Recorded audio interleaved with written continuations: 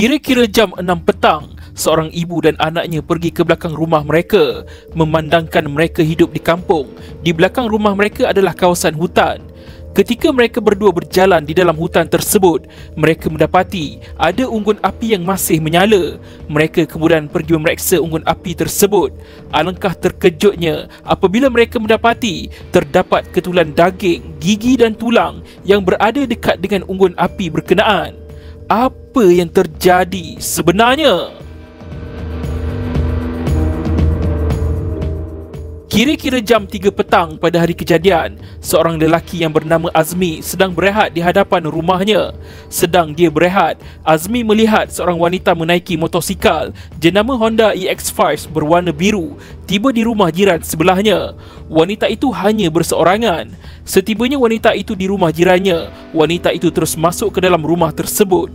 Untuk makluman, rumah jiran itu adalah rumah suspek dalam kes ini. Ianya merupakan rumah pusaka tinggalan arwah ibu suspek dan Azmi adalah abang ipar kepada suspek.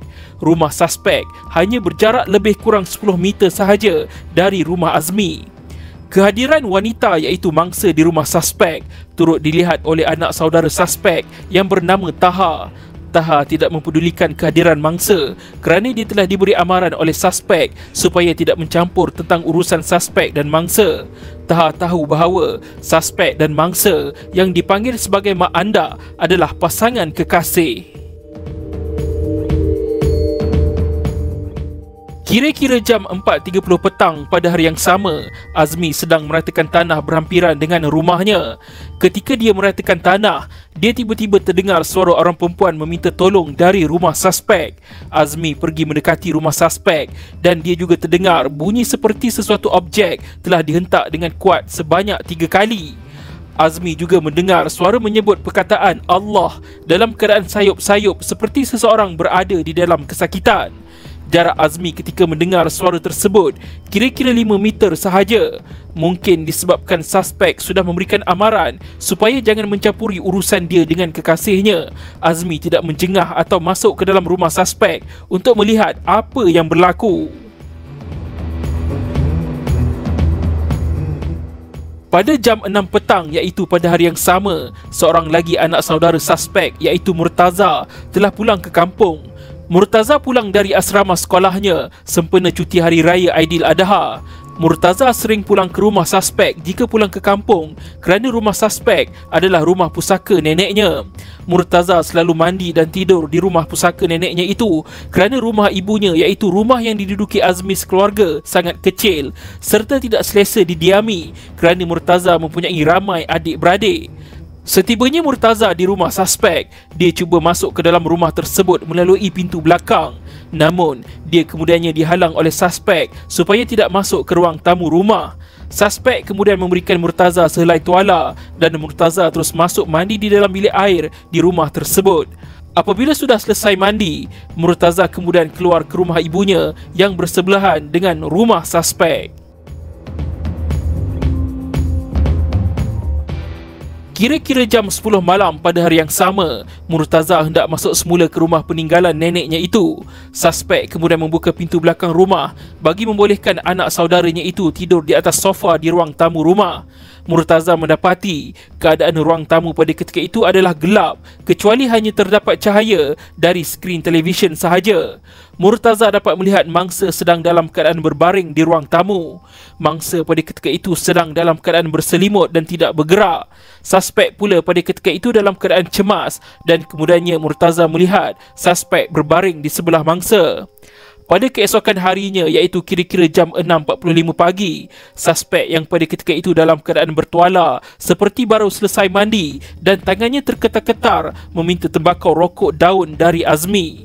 Pada jam 7 pagi, Murtaza bangun daripada tidur dan dia mendapati mangsa tiada di ruang tamu rumah. Apabila Murtaza bertanyakan tentang mangsa, suspek memberitahu bahawa mak anda sudah balik bersama rakannya.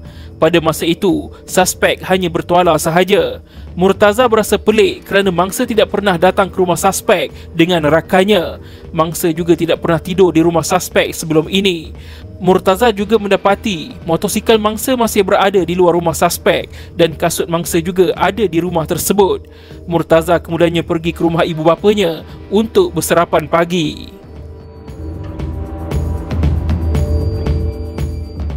Kira-kira jam 7.30 pagi, kakak kepada suspek iaitu isteri Azmi hendak keluar berniaga. Ketika dia sedang mengundurkan kereta, dia mendengar sensor keretanya berbunyi. Dia kemudian turun keluar dari kereta dan mendapati ada sehelai baju t-shirt berkolor warna kuning hitam. Dia mendapati terdapat kesan darah di baju tersebut. Kakak suspek iaitu Nisah seterusnya menjerit dan memanggil anak-anaknya yang sedang tidur di rumah suspek. Setelah mendengar jeritan kakaknya, suspek keluar dari rumah dan terus mengambil baju t-shirt itu dari tangan kakaknya. Nisah kemudian bertanya kepada suspek apakah yang berlaku kepada mangsa. Suspek menjawab yang kekasihnya itu sudah balik bersama dengan rakannya. Murtaza pada ketika itu berada di sebelah ibunya dan mendengar semua perbualan ibunya dan suspek. Setelah Nisah ditenangkan oleh suspek bahawa tiada apa-apa yang berlaku kepada mangsa, Nisah kemudian keluar berniaga seperti biasa. Pada jam 4.30 petang pada hari yang sama, Nisah pulang ke rumah bersama dengan Murtaza setelah habis berniaga. Mereka mendapati suspek tiada di rumahnya. Motosikal mangsa juga tiada di rumah suspek. Nisah dan Murtaza kemudian masuk ke dalam rumah suspek dan mereka memeriksa di kawasan ruang tamu rumah. Alangkah terkejutnya mereka apabila mendapati ada kesan darah di bawah tikar dan juga di bawah sofa di ruang tamu rumah. Kira-kira jam 6 petang, Nisah dan Murtaza memeriksa ke dalam hutan berhampiran rumah mereka dan mendapati ada unggun api yang masih menyala dan mereka pun pergi memeriksa unggun api tersebut. Mereka mendapati terdapat ketulan daging, gigi dan tulang yang berada dekat dengan unggun api itu. Nisah kemudian kembali semula ke rumah dan memberitahu perkara tersebut kepada suaminya Azmi. Mereka kemudian memeriksa sekali lagi kawasan unggun api tersebut dan kembali semula ke rumah. Setelah berbincang dengan jiran tetangga, mereka menasihatkan Murtaza supaya pergi membuat laporan polis.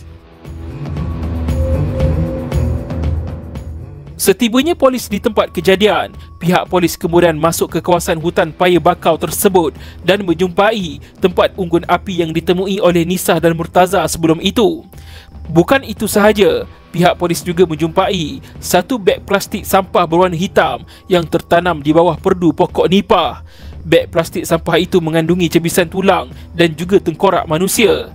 Rampasan tersebut dibawa untuk dianalisa oleh pakar patologi forensik. Pasukan siasatan juga membuat beberapa rampasan lain berkaitan dengan kejadian tersebut. Pegawai penyiasat juga menghantar sampel berkaitan untuk tujuan analisis di Jabatan Kimia. Analisis DNA menunjukkan bahawa mangsa yang dibakar itu adalah kekasih kepada suspek. Pakar patologi forensik mengesahkan bahawa kematian mangsa adalah kecederaan kepala yang disebabkan oleh trauma tumpul. Pakar patologi juga merumuskan bahawa berdasarkan kepada keadaan mayat yang dijumpai itu, mangsa telah mati kira-kira 2 hari sebelum ianya dijumpai. Pihak polis kemudian dapat menahan suspek bersama beberapa barang rampasan termasuk barang kemas mangsa, telefon bimbit mangsa dan motosikal yang ditunggang oleh mangsa semasa pergi ke rumah suspek.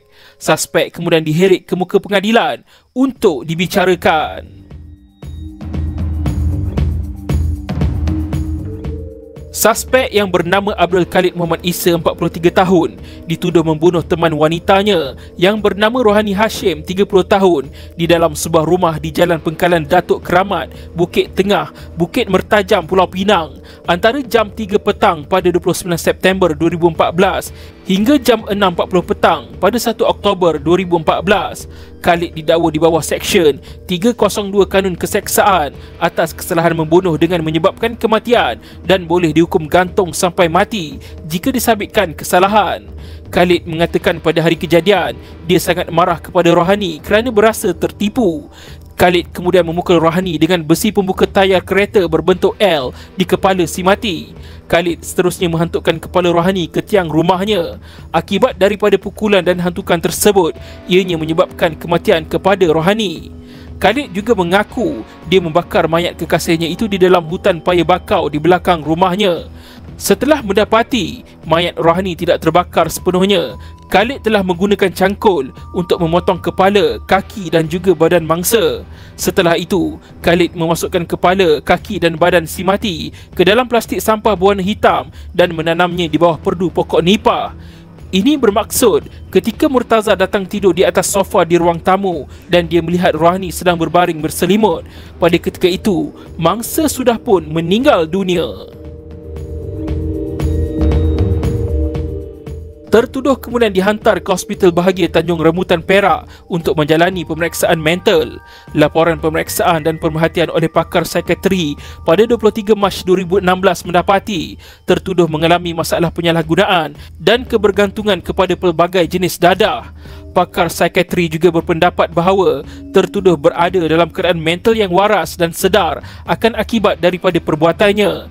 Keadaan mental tertuduh juga adalah stabil dan tertuduh layak dihadapkan ke mahkamah untuk membela diri dan dibicarakan.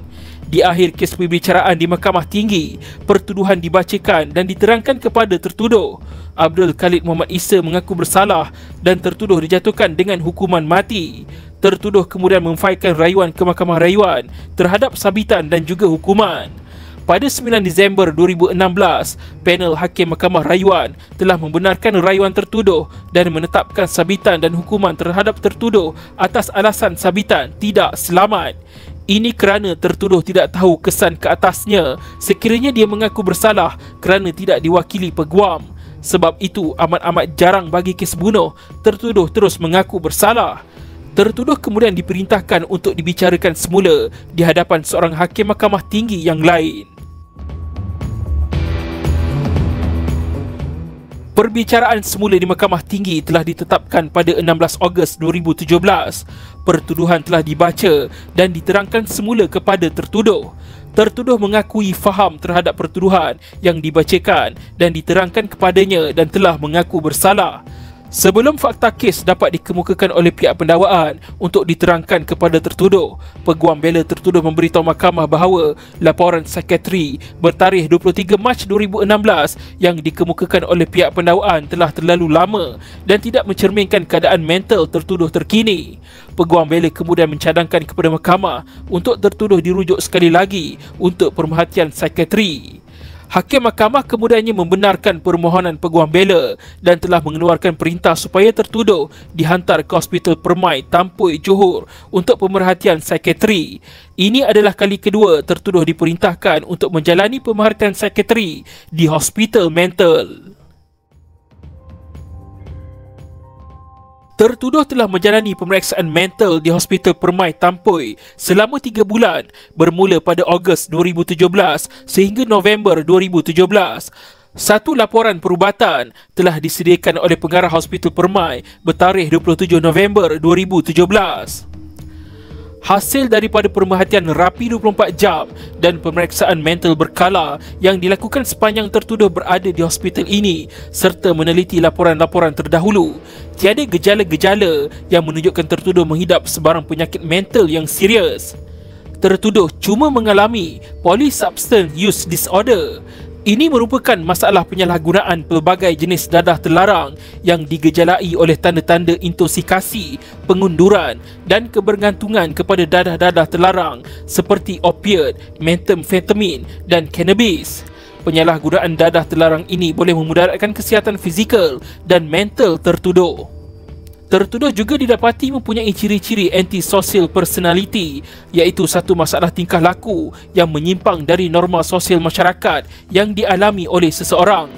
Seseorang yang mempunyai personality antisosial mengalami kegagalan mengikuti norma-norma sosial, selalu melakukan hal-hal yang melanggar undang-undang, suka menipu, memutarbelikkan fakta dan berbohong untuk kepentingan diri sendiri, melakukan hal-hal yang tidak dirancang sebelumnya, suka marah, agresif dan seringkali bergaduh, tidak mementingkan keselamatan orang lain, tidak bertanggungjawab dan tiada perasaan menyesal. Pada pendapat saya, ketika kejadian seperti yang didakwa, tertuduh adalah dalam keadaan fizikal yang siuman dan berupaya untuk mengetahui keadaan perbuatan atau bahawa apa yang dilakukannya adalah bersalahan di sisi undang-undang. Keadaan mental tertuduh adalah stabil dan tertuduh adalah layak untuk dibicarakan dan layak untuk memberi pengakuan di mahkamah bagi tujuan pembelaan diri pada tarikh laporan ini ditulis. Pada 13 Februari 2018, pertuduhan telah dibacakan dan diterangkan sekali lagi kepada tertuduh. Tertuduh menyatakan bahawa dia faham akan pertuduhan tersebut dan dengan tanpa teragak-agak, Abdul Khalid Muhammad Isa terus mengaku bersalah terhadap pertuduhan ke atasnya. Kes kemudian dibawa semula ke Mahkamah Rayuan. Panel 3 hakim Mahkamah Rayuan mengesahkan sabitan dan hukuman ke atas tertuduh adalah selamat.